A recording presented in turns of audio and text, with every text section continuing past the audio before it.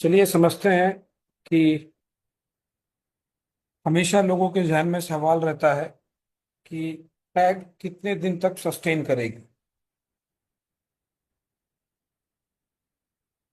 इसके लिए हमें कुछ चीज़ों को समझना बहुत ज़रूरी है कि टैग मार्केट किस पैटर्न पे काम कर रही है, ये समझना ज़रूरी है। देखिए, अब तक आप लोगों ने इस इंडस्ट्री में जो भी काम किया उसमें और टैग मार्केट्स में क्या डिफरेंस है, ये समझना बहुत ज़रूरी है।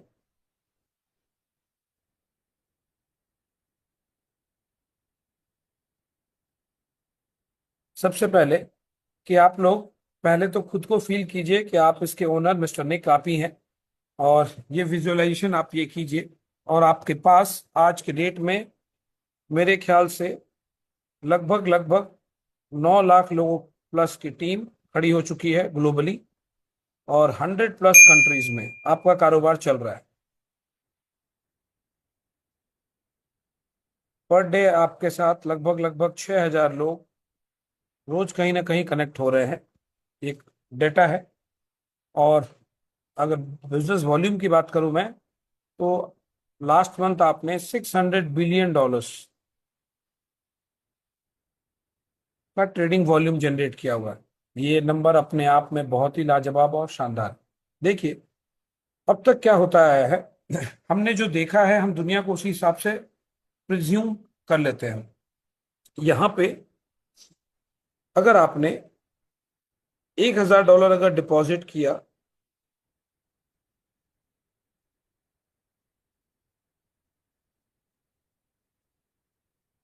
तो आपको समझना है कि $1,000 डिपॉजिट कहाँ चला जाता है। क्या इसका डिस्ट्रीब्यूशन इमिडिएटली कुछ हो रहा है क्या? जवाब है नहीं। दूसरे नेटवर्क में होता क्या था, पैसा आया, आते ही 10% डायरेक्ट स्पॉन्सर, 10% बाइनरी,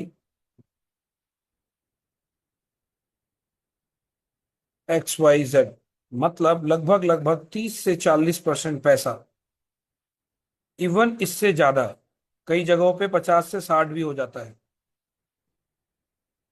इसमें लीडर्स के एक्सपेंसेस इंक्लूड हो जाते हैं। पहले ही दिन ही पैसा आपका आया और 500 से 600 डॉलर निकल गया।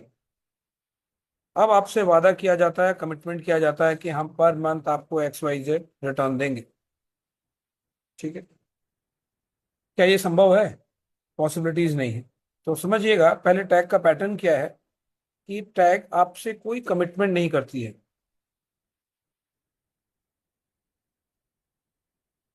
टैग आपसे कोई कमिटमेंट नहीं करती है कि आपको पर मंथ पर डे क्या रिटर्न देगी। कोई कमिटमेंट नहीं है, कोई फिक्स रिटर्न नहीं है। It depends upon trader.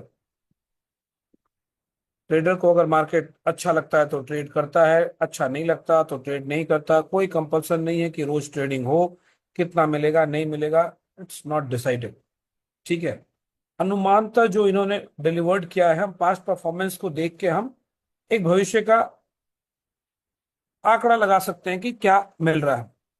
अब देखिएगा, अगर जो लोग मेरे साथ जुड़े हुए हैं दिसंबर ऑनवर्ड्स, आपने देखा होगा दिसंबर जनवरी फरवरी में क्या परफॉर्मेंस रहा।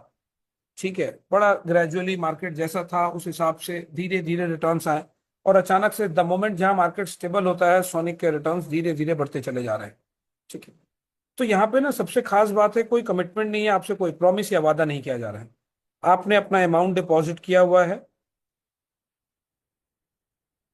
ये अमाउंट कहाँ पे लग रहा है? ट्रेडिंग में, जहां प्रॉफिट और लॉस दोनों होने की संभावना है। इस बात को समझना पड़ेगा। हमने पास्ट में लॉसेस भी देखे हैं अलग अलग डिफरेंट स्ट्रेटेजीज में। ठीक है, और अभी हम प्रॉफिट देख रहे हैं। तो ये ना दोनों चीजें चलती है ट्रेडिंग। द मोमेंट हम जब ट्रेडिंग की बात कर रहे हैं तो ऑलवेज प्रॉफिट हो ऐसा जरूरी नहीं है। तो यहाँ पे ना कोई फिक्स रिटर्न की बात नहीं हो रही है। प्लस आपके पास एक आजादी है, 30 डेज, 30 दिन में अगर आपको वो ट्रेडर पसंद नहीं आता है, तो आप अपना प्रिंसिपल अमाउंट जो भी प्लस माइनस होने के बाद है वो आप विड्रॉ कर सकते हैं। इतना ही नहीं, एक बटन दिया गया है स्टॉप। अगर आपको ट्रेडर पसंद नहीं आ रहा है, उसकी ट्रेडिंग शैली नहीं पसंद आ रही है, एक बटन है स्टॉप, आप उस दबा दीजिए। उसके बाद ट्रेडिंग वहीं के वहीं रुक जाएगा, चाहे वो सोनिक हो, चाहे कोई भी एक्स वाई जेड ट्रेडर हो, किसी के भी लिए ये बटन आपका काम करता है। आपको जब देख रहा है कि हाँ, मैंने अपने माइंड सेट किया कि मैं 10 से 20% का रिस्क लूंगा अपने पोर्टफोलियो साइज का, अगर आपको लग रहा है कि यार ये नुकसान हो गया, प्रेस द बटन स्टॉप, चीजें वहीं की वहीं रुक जाएगी। ये समझना बहुत जरूरी है, जो इसको बिल्कुल डिफरेंट बनाता है दूसरे प्रोजेक्ट से। ठीक। अब नेक्स्ट सवाल होता है कि कई बार लोगों के मन में प्रश्न आता है कि सर, ए बुक चल रहा है, बी बुक चल रहा है। अच्छा, ये बात आपको बहुत समझना जरूरी है, ए बुक और बी बुक में डिफरेंस क्या है। ए बुक में क्या होता है कि ये ट्रेड्स बैंक के सर्वर तक जाता है थ्रू एलपी।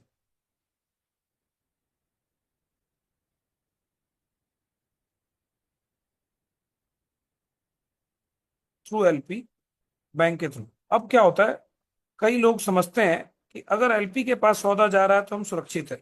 देखिए, ये सारी बातें मैं बहुत खुल के आपको बताने जा रहा हूं। ऐसा कोई जरूरी नहीं है, हमने कई सारे लिक्विडिटी प्रोवाइडर को भी कोलैप्स होते हुए देखा है। ठीक है। होता क्या है कि जिसका जितनी बड़ी टिकट साइज होते जाती है, वो बंदा उतना परसेंटेज रिस्क लेना स्टार्ट कर देता है। कई बार लिक्विडिटी प्रोवाइडर भी सौदों को, मतलब अपने पोजीशंस को आगे फॉरवर्ड नहीं कर रहा होता है। ठीक है। तो इस केसेस में जब आपने सुना है कि लिक्विडिटी प्रोवाइडर भी दिवालिया हो गया, इसके अलावा कोई और वजह नहीं है साहब। ठीक है। अब हमें कैसे पता चलेगा? देखिए, कोई भी ऑर्गेनाइजेशन रोज के रोज आपको आपका बैंक स्टेटमेंट नहीं देगी। ठीक है। कई सारी चीजें कॉन्फिडेंशियल होती है, व्यापार है। अब समझिएगा, मैं एक बार एज्यूम करता हूं कि मिस्टर निक जो है वो बी बुक चलाते हैं। बी बुक में क्या होता है कि आपके ट्रेड्स आगे बैंक सर्वर तक फॉरवर्ड नहीं होते। ठीक है। अब समझिएगा कि ट्रेड्स बैंक के सर्वर तक फॉरवर्ड नहीं हो रहा है, इसका मतलब जो ऑर्गेनाइजेशन है, जो ये काम कर रही है, वो क्या चाहेगी? आपका प्रॉफिट चाहेगी वो, कि लॉस चाहेगी? वो ऑर्गेनाइजेशन आपका लॉस चाहेगी। वजह क्या है? द मोमेंट अगर वो बैंक की तरफ रूट नहीं हो रहा है, तो आपको उसको अपने पॉकेट से पे करना पड़ेगा। और उनको पता है कि 90% जो ट्रेडर है यहाँ पे लॉस ही करते हैं। तो जिसके पास पैसा ज्यादा होता है, मान लीजिए किसी के पास वर्थ 100 करोड़ रुपए पड़ा हुआ है, और ट्रेडर अकाउंट्स में पूरा मैं अगर साइज करूं तो 5 करोड़ पड़ा हुआ है, तो यहाँ पे क्या है, बंदा 5 का 10 कर लेता है, 20 कर लेता है। तब तक ये बंदा इसको अपने जेब से पे कर रहा होता है। कब? जब ये बैंक सर्वर पे सौदे को रूट नहीं करके अपने पास ही रख रहा है, जिसे हम बी बुक बोलते हैं। ठीक है। अब एक दिन ऐसा आता है कि वो अचानक से पूरा 20 करोड़ लॉस कर जाता है, तो ये पूरा का पूरा जो प्रॉफिट है, जो 5 करोड़ इनिशियल अमाउंट था, ये ब्रोकर के पास चला जाता है। तो ब्रोकर ये इस टाइप का रिस्क लेते हैं, और ये सभी ब्रोकर करते हैं। मोस्ट ऑफ द ब्रोकर्स, मतलब इस ब्रह्मांड के 95% ब्रोकर से ज्यादा ये कार्य करते हैं। तो समझिए, ये ट्रेडिंग की इंडस्ट्री है, चलती ऐसे ही है। ठीक। अब जहां पे सोनिक जैसा ट्रेडर हो और आप कंपनी के ओनर हो, आप ये रास्ता चुनना पसंद कीजिएगा या ये रास्ता चुनना पसंद कीजिएगा? साहब, अब मैं आता हूं रिटर्न्स के मामले में। लास्ट मंथ अराउंड 22% डिलीवर्ड हुआ है। अब मैंने क्या बोला कि लेट्स एज्यूम कि बी बुक चल रहा है, मतलब ये अपने जेब से पे कर रहे हैं। और जेब से पे करने के बाद एक कंडीशन है कि 30 डेज के बाद आप अपना प्रिंसिपल विड्रॉ कर सकते हो।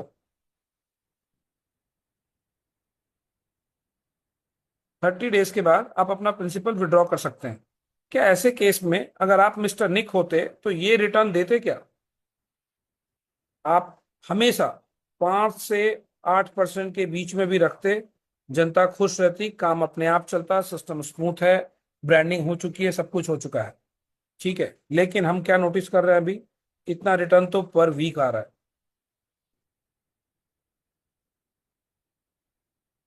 कोई भी व्यक्ति ये चांस नहीं लेगा जब उसका बिजनेस 100+ कंट्रीज में चल रहा होगा, 9 लाख प्लस लोग उससे ऐड हो चुके होंगे।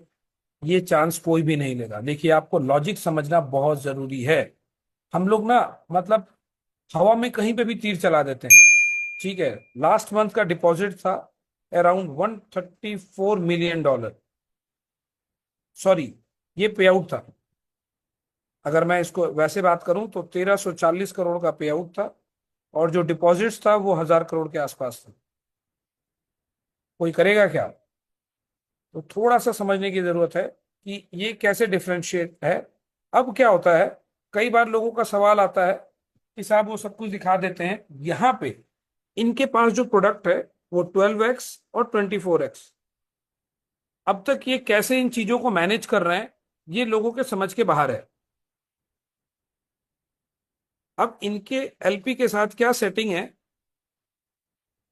कौन से एलपीज है, इन्होंने कभी भी मना नहीं किया। इन्होंने कहा आप ऑफिस जाइए तो आपको सब कुछ दिखा देंगे। इवन दुबई में एक मीटिंग हुआ जहां उन्होंने सब कुछ डिस्प्ले किया, हमारा मोबाइल्स वगैरह सब कुछ रखा हुआ था, और सब कुछ दिखाया गया वहां पे कि कौन सा सर्वर्स है, क्या आईपी था, और 2-3 क्या रहे आपका एलपीज को भी उन्होंने एकदम खुल के बताया, सब कुछ दिखाया उन्होंने।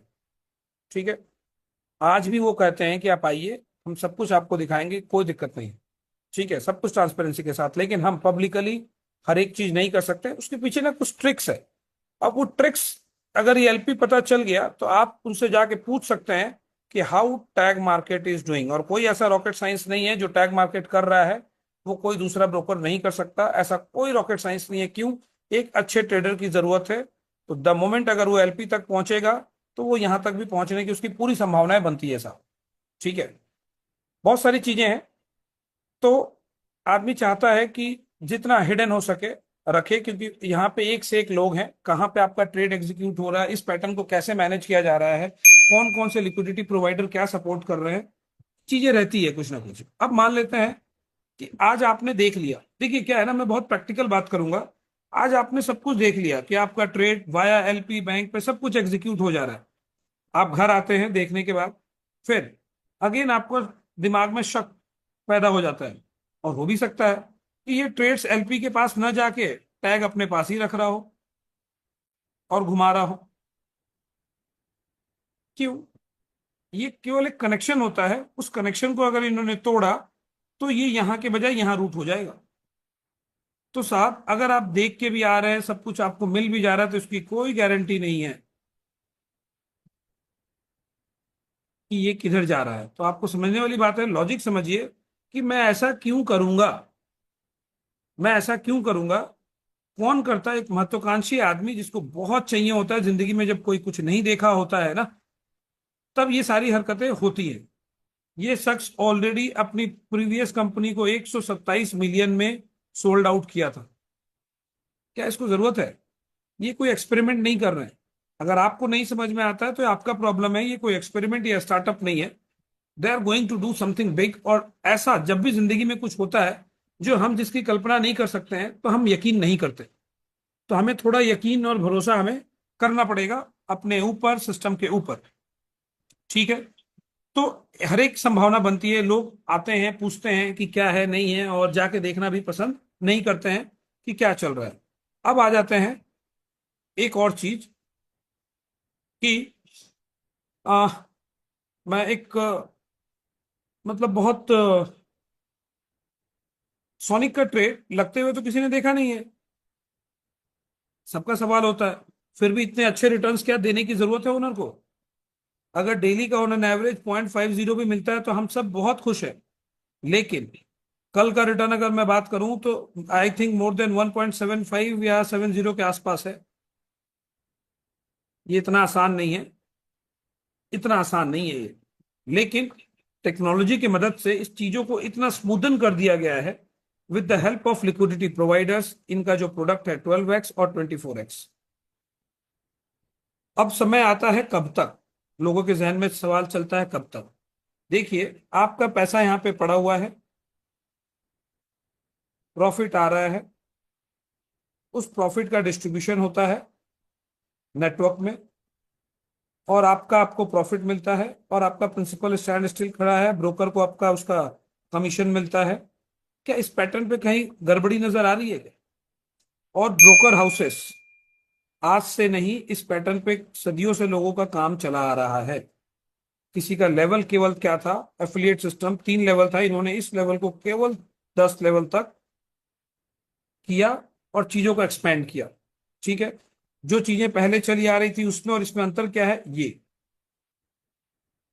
ठीक है, अब ये हो सकता है, आपको समझना पड़ेगा, ये हो सकता है अगर आपके पास कैलिबर है 1 लाख रुपए पे ट्रेड करके महीने का 1,000-1,500 रुपए निकालने का, और मैं अगर आपको 10 लाख दे दूं, तो साहब आप बिल्कुल आसानी से इसी अनुपात में निकालिएगा, 20 लाख दूं तो इसी अनुपात में रिटर्न निकालिएगा। इन्होंने यही किया और कुछ नहीं किया। ठीक है, तो हम ऐसे भी ब्रोकर देख रहे हैं जो 10 साल 15 साल से काम कर रहे हैं, तो टैग क्यों नहीं कर सकता, ये हमें समझने की जरूरत है कि ये पैटर्न बिल्कुल डिफरेंट है। अब समझते हैं हम एक बात कि चलिए ठीक है, सब कुछ माया है, मिथ्या है और एक स्कैम है।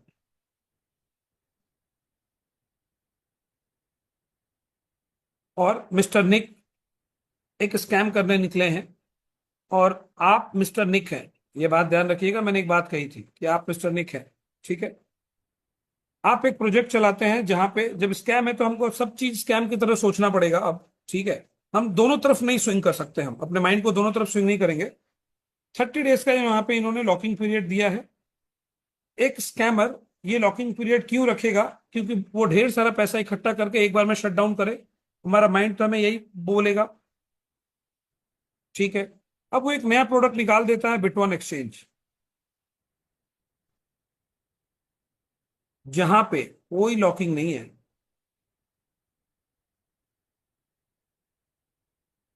और ट्रेडर की बात करें तो सोनिक तो अभी किसी ने मतलब कुछ लोगों ने देखा हुआ है। यहाँ पे एक बहुत बड़े शख्स आके जुड़ते हैं, एंडोटेक, और इनकी खुद की टीम है 70 लोगों की, जिसमें से क्वांट साइंटिस्ट है। और 400 करोड़ रुपए खर्च करके इन्होंने ऐसा प्रोडक्ट बनाया है जो कि अब तक का जो इनका परफॉर्मेंस रहा है 120% इन ईयर रिटर्न, और कोई भी अकाउंट लिक्विडेट नहीं किया है। अब ये इस प्लेटफॉर्म पे मिलते हैं हमें फ्री ऑफ कॉस्ट यूज करने के लिए। अगेन यहाँ पे कोई कमिटमेंट नहीं है, समझिएगा, कोई कमिटमेंट टैग नहीं कर रही है, बिटवन नहीं कर रही है। आप आते हैं स्वयं एंडोटेक जैसे प्लेटफॉर्म पे कॉपी करते हैं, और भी कई ट्रेडर्स कॉपी कर रहे हैं। अब इनका एक प्रोडक्ट था टैग, दूसरा प्रोडक्ट लेके आते हैं बिटवन, और पूरा का पूरा वही इंटायर 9 लाख लोगों का नेटवर्क शिफ्ट हो जाता है यहाँ पे। सेम वही ट्री, सब कुछ, पूरी वही अपॉर्चुनिटी मिलती है वहां पे। आपको फ्लेक्सिबिलिटी मिलती है इस चीज की कि जहाँ कोई लॉकिंग नहीं है, आप पैसा कभी भी निकाल सकते हैं, आपका वही नेटवर्क काम करेगा। और एंडोटेक जैसे कॉपी ट्रेडर मिलते हैं आपको फ्री में। क्या वो आपसे $10 अगर मांगते तो आप देते या नहीं देते? और $10 मतलब लगभग लगभग 90 करोड़ रुपए होते हैं। हम लोग देते या नहीं देते? तो आप समझिए, इससे सामने वाले का मेंटल लेवल पता चलता है कि वो केवल पैसे के पीछे नहीं भाग रहा है। हम कोई भी बिजनेस करते हैं, हमारा मोटिव क्या होता है कि कहाँ से पैसे निकाल लें हम। शायद मैं और आप होते हैं तो हम यही सोचते हैं कि यार $5 $10 भी लेंगे ना तो 90 करोड़ रुपए कम नहीं होता है साथियों। ठीक है, ये पैसा हो सकता है, लेकिन वो शख्स हमें देता है क्या है, फ्री में। देखिए, कोई ऐसा थर्मामीटर नहीं बना जहां पे आप किसी की ईमानदारी और बेईमानी को टेस्ट कर सके। ये केवल उसकी एक्टिविटीज, उसके एक्शंस, उसका बोलचाल ही दर्शाता है कि आदमी ईमानदार है या चोर है। ठीक है, स्कैमर है। यहां पे आपको चीज ये फ्री मिलती है। अब एक और नया प्रोडक्ट लेके आते हैं, ये बिक्स डेबिट कार्ड, जिसका $10 फीस था। ये भी लोगों को एक अपॉर्चुनिटी दे दी इन्होंने वापस से फ्री में लेने के लिए। और कई लोगों का सवाल था कि सर मैं अगर लेट से $10,000 डाला हूं और मैं अगर कंपाउंडिंग करूं तो क्या ये कार्ड मुझे फ्री में मिलेगा? जी हाँ साहब, बिल्कुल फ्री में मिलेगा। मतलब बंदे ने कोई कंडीशन नहीं डाली। अब मतलब क्या बोलते हैं कि अब क्या अपना हृदय निकाल के दिखाए? तो ये हमें समझना है, हमें इतनी बड़ी अपॉर्चुनिटी मिली है। अब मैं बिटवन पे जाता हूँ कि ये प्रोजेक्ट भी कितना बड़ा है इनका, ये समझिएगा। आने वाला बिनांस का रूप ले सकता है ये बिटवन। कैसे, थोड़ा सा समझते हैं। जो बिट1 प्रोजेक्ट है, ये भी क्रिप्टो ट्रेडिंग करवाता है प्लेटफॉर्म, और डे वन पे आज अगर मैं इसका 50% लोग भी अगर मैं समझूं ऑनबोर्ड होते हैं, तो लगभग लगभग 3 से 4 लाख लोगों के साथ ये लाइव हो रहा है डे वन पे। ठीक है। जहां पे अच्छा, बिनांस का इनकम सोर्स क्या है, उसका ट्रेडिंग फीस। क्या बिनांस अपनी ट्रेडिंग फीस का कुछ बांटता है क्या? कुछ भी नहीं बांटता है। बिट वन सेम इसी ट्रेडिंग फीस का 60% अनलिमिटेड डेप्थ तक, अनलिमिटेड डेप्थ तक ये डिस्ट्रीब्यूट करने जा रहा है साथियों। अभी इस प्रोडक्ट के बारे में हमने बहुत ज्यादा चर्चाएं नहीं की है, अनबिलीवेबल प्रोडक्ट है। और इसकी लॉन्चिंग कहाँ से हो रही है, एक ऐसे कंट्री से जहां पे कोई हाथ डालने से भी 10 बार सोचता है, अमेरिका। बिल्कुल लाइसेंस लेके ये काम कर रहे हैं। ठीक है। अब समझिएगा, इतना बड़ा एक्सचेंज, इतना बड़ा सेटअप के साथ अगला व्यक्ति आ रहा है और ऐसे कंट्री के साथ प्रवेश कर रहा है जो कि टैग के साथ जुड़ा हुआ है। क्या लगता है, आज बिनांस ने अपने 10-11 साल की जर्नी में विश्व के टॉप 10 रिचेस्ट लोगों में अपना नाम अंकित करवा दिया। टॉप 10 में एक समय ऐसा आएगा जहां बिट1 टैग यहीं पे होगा। उस दिन हम कहाँ होंगे, हमें उसके लिए सोचना चाहिए। हमारा दिमाग केवल नेगेटिव नेगेटिव, चलो हम मिलकर नेगेटिव सोचते हैं। अगर नेगेटिव सोचने से हमें कुछ मिल जाएगा तो हम सब मिलकर नेगेटिव सोचेंगे कि सर ऐसा हुआ तो क्या हुआ, ये हुआ तो क्या हुआ। इसका कोई अंत नहीं है। इन तो ये सारा बिजनेस मॉडल हमें दिखा रहा है कि हम कहाँ पे पहुंच सकते हैं, कहाँ तक जा सकते हैं। ये मेरा मानना है, मेरा ये व्यक्तिगत राय है, मेरा अपना सोचने का तरीका है। हो सकता है कि मैं गलत हूं, ठीक है, लेकिन मैं आपको हर एक लॉजिकली वो बताना चाह रहा हूं कि ये चीजें हैं जो हमें डिसीजन लेने पे थोड़ा सा आसान कर देता है। फिर भी लोगों के मन में भय रहता है कि सर 1% कहीं ऊंच नीच हो गई तो जी हाँ, बिल्कुल आप सही हैं। 1% वो डर हमेशा सबके मन में रहना बहुत जरूरी है, और वो होता भी है। देखिए क्या हुआ, वो डर का वजह मैं बताता हूं। अचानक से हमें पता नहीं था, इसराइल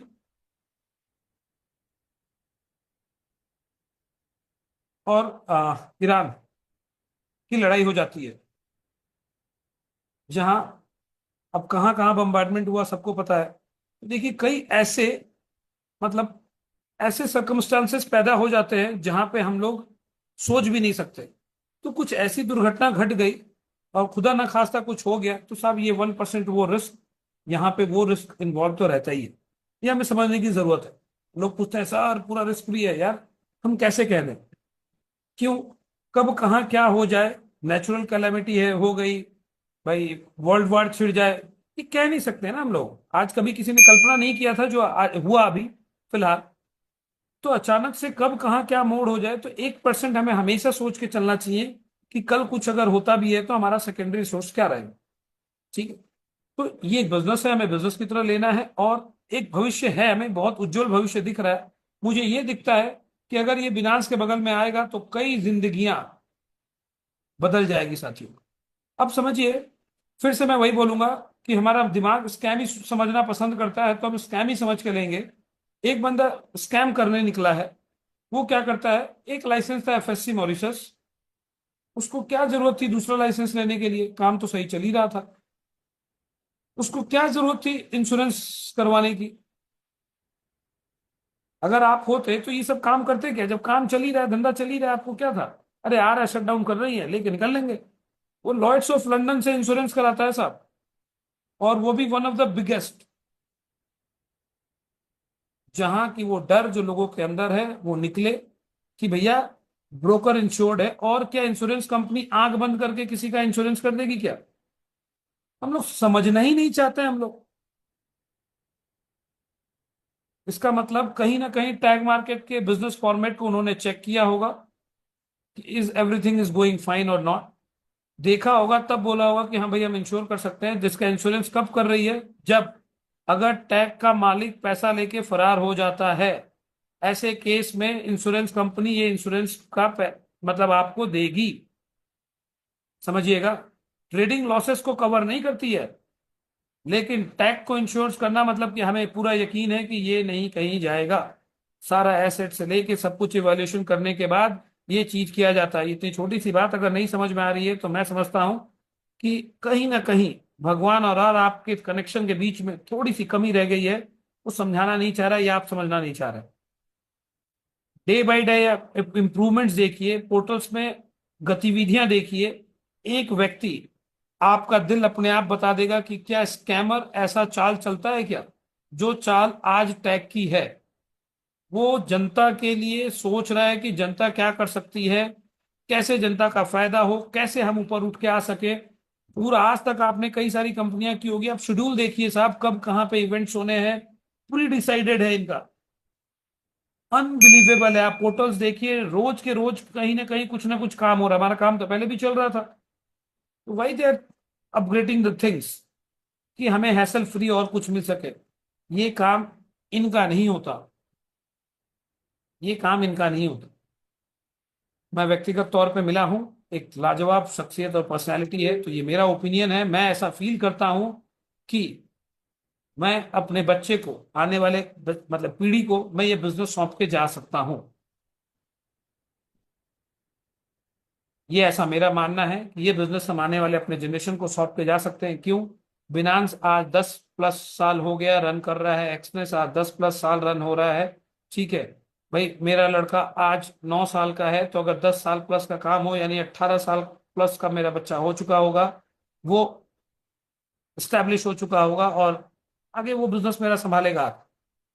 मुझे वो दिखता है। ये एक सब ब्रोकर पैटर्न पे काम कर रहे हैं, ये हमें समझने की जरूरत है। ठीक है, धीरे धीरे हर एक कंट्रीज के लीगल फॉर्मेलिटीज को कंप्लीट कर रहे हैं, रातों रात नहीं हो जाता। जहां पे तो अभी यूरोपियन कंट्रीज के लिए लीगलिटीज को पूरा मैच करते हुए ये आ रहा है। तो ये प्रोजेक्ट अगर आपका दिमाग में चलता है कि सर कृपया करके 1 साल चला दीजिए, हमारा जिंदगी बदल जाएगा, तो प्लीज मत आइएगा आप। सर प्लीज ये एक बार 2 साल टाइम देना तो मेरा सब कुछ धुल जाएगा, प्लीज इस मानसिकता से मत आइएगा। आप ये सोच के आइए कि 2 साल के बाद भी अगर आपके साथ कोई व्यक्ति जुड़ता है तो उसकी भी जिंदगी यहाँ पे बदल सकती है। अगर आप अपना थॉट प्रोसेस नहीं चेंज कीजिएगा, हम सोचते हैं कि हम निकल जाएं और आने वाले लोग फंस जाएं। अगर आप ये सोचिएगा तो प्रभु आपके ऊपर कभी भी मेहरबान नहीं होंगे साहब। आप ये सोचिए कि हम सब मिलके आने वाले अपने जनरेशन्स को चेंज कर सकते हैं।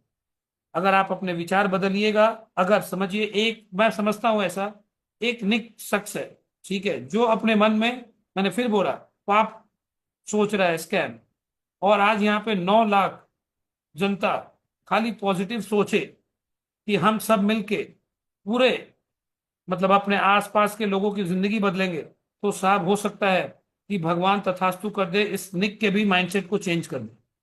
तो प्लीज आप लोग पॉजिटिव सोचिए। अगर 4.5 लाख लोग यही सोचने लगेंगे कि हम एक दूसरे को मार के आगे बढ़ेंगे, तो भगवान तथास्तु कर देगा। तो हमें अपना थॉट प्रोसेस चेंज करने की जरूरत है। यस, ये बात जरूर है कि आपको यकीन नहीं हो रहा है कि ये प्लेटफॉर्म क्या वाकई में हो पाएगा। देखिए साहब, बिटकॉइन जब लोगों को समझाया जा रहा था ना, कई कई विश्लेषक आए, उन्होंने क्या कहा, दिस इज अ बबल। सही था, बिल्कुल उनकी बात में कोई गड़बड़ी नहीं थी।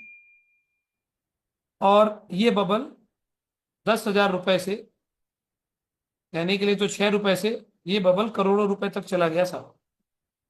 इस बीच में जिन्होंने सफर किया है ना, उनकी जिंदगियां बदल गई। 7 पीढ़ियों को सोचना नहीं पड़ेगा। तो क्या हमने कभी सोचा था कि 6 रुपए का सामान कभी 1 करोड़ रुपए आने वाले मतलब 15 साल में हो जाएगा? किसी ने नहीं सोचा था। तो हम जो सोचते हैं हमेशा हो, ऐसा कोई जरूरी नहीं है। धरातल के 99.9% ने ऐसा नहीं सोचा था कि वाकई में ये करामात हो जाएगा। संभावना थी और ऐसा हो गया। तो ऐसा कोई चीज नहीं है जिसकी संभावना ना बने। हमने देखा नहीं है। जब किसी ने हवाई जहाज उड़ता हुआ नहीं देखा तो उस समय 99.999% लोगों का यही मानना था कि ऐसा कोई चीज आसमान में उड़ ही नहीं सकता। लेकिन आज देख रहे हैं आप कि क्या हो रहा है। तो समझिएगा, टेक्नोलॉजी धीरे धीरे बहुत इन्हांस कर रही है, हमें समझने की जरूरत है। अगर हम 100% ज्ञानी होते तो हम यहाँ पे नहीं होते। इस बात को समझना बहुत जरूरी है। तो थोड़ा सा अपने ज्ञान को एक्सप्लोर कीजिए, कुछ चीजें को समझने में कोई आपत्ति नहीं है। एक बार आइए, एक्सप्लोर कीजिए। अगर आपको अभी भी कुछ लगता है कि हाँ इसमें सीख के लोगों को बचाया जा सकता है तो जाइए, फ्लाई कीजिए दुबई, समझिए चीजों को और नजदीक से जाइए और अपना कॉन्फिडेंस को गेन कीजिए। अगर कुछ ऐसा लगे आपको अनयूजुअल अनयूजुअल तो हमें भी बताइए। तो थैंक यू वेरी मच। आशा करता हूं कि आपको आपकी दिशा मिल पाई होगी। तो थैंक यू वेरी मच।